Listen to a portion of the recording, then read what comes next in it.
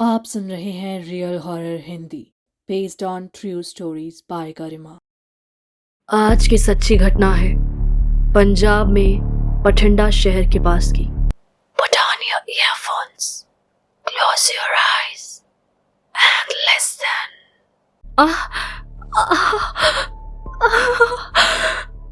अचानक से कीर्ति अपने बेड से उठ जाती है और जोर जोर से चिल्लाने लगती है। उसे देखकर अर्जुन भी बिस्तर से खड़ा होता है और पूछने लगता है, क्या हुआ कीर्ति, तुम ठीक हो ना? बिल्कुल नहीं, बहुत ज्यादा दर्द हो रही है। क्या इतनी जल्दी? क्या हो गया है तुम्हें? पता नहीं, कुछ पटांग तो नहीं खाया था? नहीं, मैंने ऐसा कुछ नहीं खाया, लेकिन बहुत ज्यादा पीड़ हो रही है। ये टाइम क्या हो रहा है? 11:30 बज रहे हैं। इतनी रात को पेन, क्या करें अभी? डॉक्टर के पास चलते हैं ना। डॉक्टर के पास? तुम पागल वागल हो गई हो क्या? इतनी रात को? ठीक हो जाएगा, तुम थोड़ी देर रेस्ट करो। नहीं, ठीक नहीं हो रहा है, प्लीज चलो ना, प्लीज अर्जुन। कीर्ति बार बार उसे इंसिस्ट किए जा रही थी। अर्जुन को बार बार कहने पर अर्जुन कीर्ति को अस्पताल ले जाता है। कीर्ति का अभी 6वां महीना चल रहा था और तभी अचानक से डॉक्टर ने कुछ ऐसा कहा जिसे सुनकर अर्जुन के होश उड़ गए। डॉक्टर ने कहा कि कीर्ति का मिसकैरेज हो चुका है। ऐसा कैसे हो सकता है डॉक्टर? मेरी पत्नी के साथ ये सब? देखिए, हम इसमें कुछ नहीं कर सकते हैं, अब आप उन्हें संभालिए प्लीज। ये सब हुआ कैसे? कुछ प्रॉब्लम हो गई क्या? हम लोगों से कोई गलती हुई है क्या? देखिए, कभी कभार फर्स्ट बच्चे के साथ ध्यान ना दो तो ये चीजें हो जाती हैं। डोंट वरी, जो भी हुआ वो सब आप धीरे धीरे भूल जाएंगे। चलिए, मैं बाकी पेशेंट्स को देखता हूँ। इतना कहते हुए डॉक्टर वहां से चले गए, लेकिन अर्जुन के मन से ये बातें जा ही नहीं रही थी। मिसकैरेज कीर्ति को कैसे बताएगा? सुबह के 6 बज रहे थे। उसने धीमे धीमे कीर्ति के पास अपने कदम बढ़ाए। देखा कि कीर्ति जाग रही थी और अचानक से अपने पेट पर हाथ रखते ही बोली, मुझे ऐसा लग रहा है अर्जुन कि जैसे कुछ खाली खाली सा है। हमारा बच्चा ठीक है ना? सब कुछ ठीक है? मेरे पेन क्यों हो रहा था? कीर्ति, क्या हुआ? तुम इस तरह से उदास से क्यों हो? सब ठीक है ना? कुछ ठीक नहीं है। मतलब? डॉक्टर ने तुम्हारा मिसकैरेज हो चुका है कीर्ति।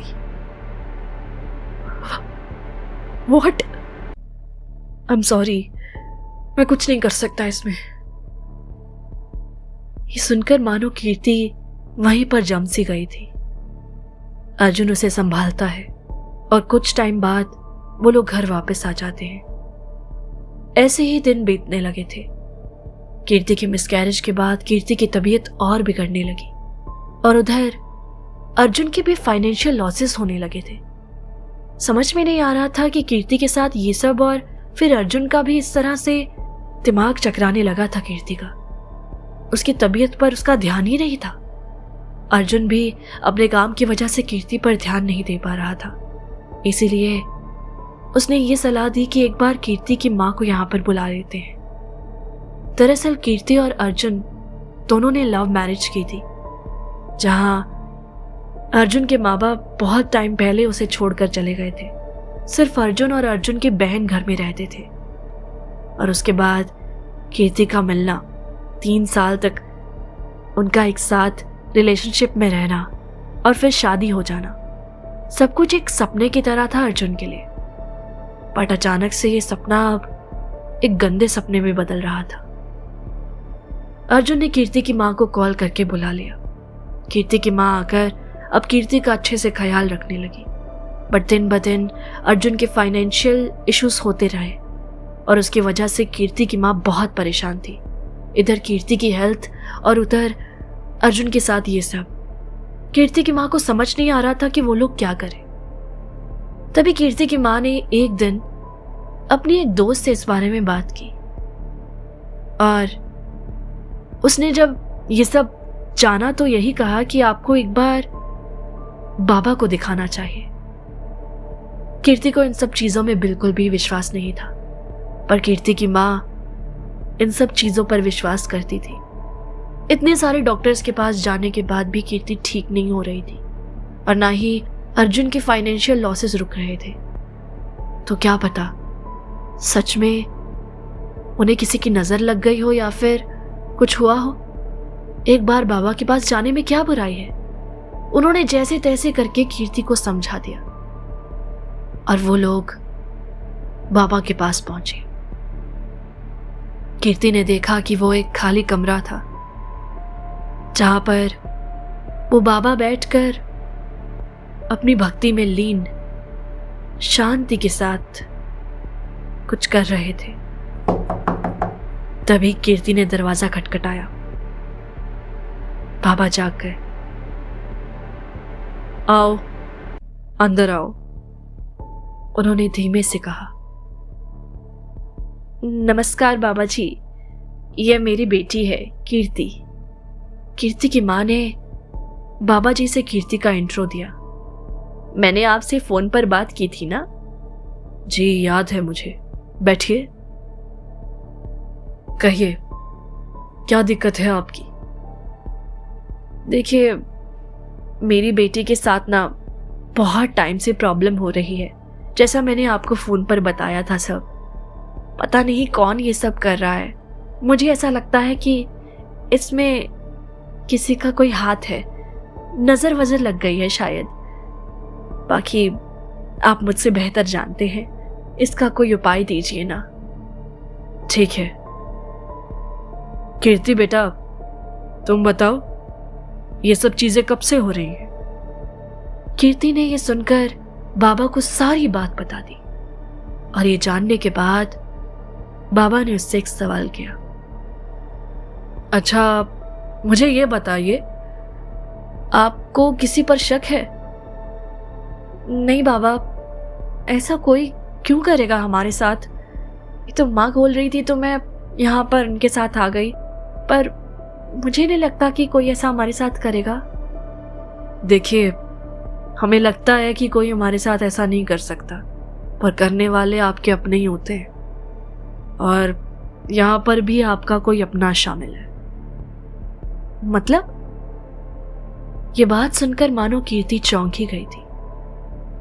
फिर बाबा ने उससे कहा, मतलब ये कि बेटा, इसमें कोई ऐसा रला हुआ है जो आपसे बहुत जुड़ा भी हुआ है और आप उस पर भरोसा भी करते हैं और आपके यहाँ आता जाता भी है। कोई दोस्त या कोई घर का ही सदस्य?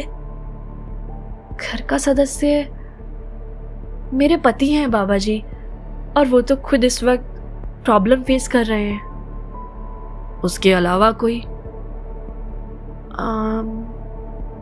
बहुत सोचने के बाद कीर्ति ने एक उत्तर दिया। मुझे श्योर नहीं है बाबा जी, पर मेरी एक ननंद है, अर्जुन की बहन। कुछ टाइम पहले ही उसकी मैरिज हुई थी। उस वक्त मैं प्रेग्नेंट होने वाली थी। अच्छा, तो? वो मुझसे ना खुंदस खाती थी, मुझे पसंद नहीं करती थी।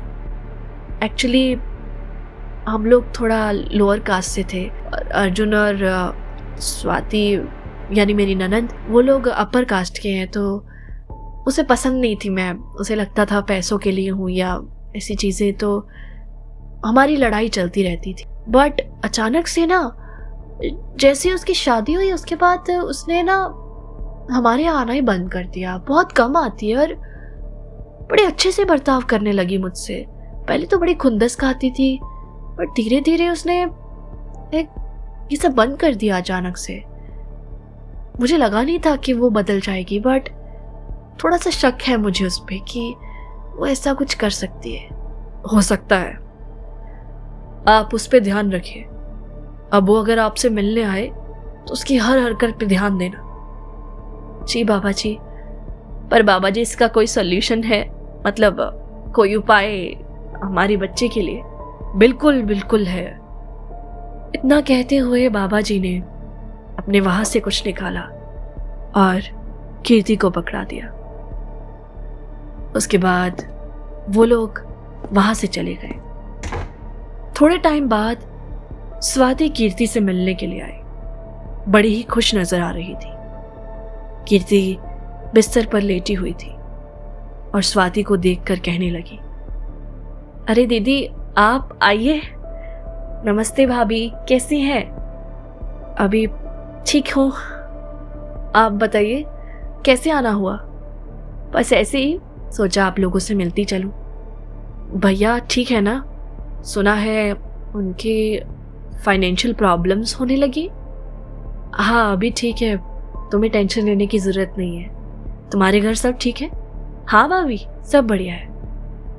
स्वाति ने इतना कहा और फिर उठकर वहां से चली गई। अच्छा भाभी, हाँ बोलो। मैं सोच रही थी खाना मैं बना देती हूँ, आप अभी रेस्ट कर रहे होगे ना? नहीं नहीं खाना बना हुआ है दीदी, मम्मी ने बना दिया था। ये बात सुनकर स्वाति ने कहा, अच्छा खाना बना हुआ है, ऐसा करती हूँ फिर मैं खाना गर्म करके खा लेती हूँ, मुझे बड़ी भूख लग रही है, कुछ खाकर नहीं आई थी ना घर से। ठीक है खा लीजिए। इतना कहते हुए वो किचन में चली गई और कीर्ति जैसा कि बाबा ने कहा था अपनी माँ के साथ मिलकर उस पर नजर रखने लगी। उन लोगों ने ध्यान दिया कि स्वाति उन सब के खाने में कुछ डाल रही है। जैसे कीर्ति एंटर करी तो कीर्ति ने बोल दिया, अरे दीदी आप ये क्या कर रहे हो?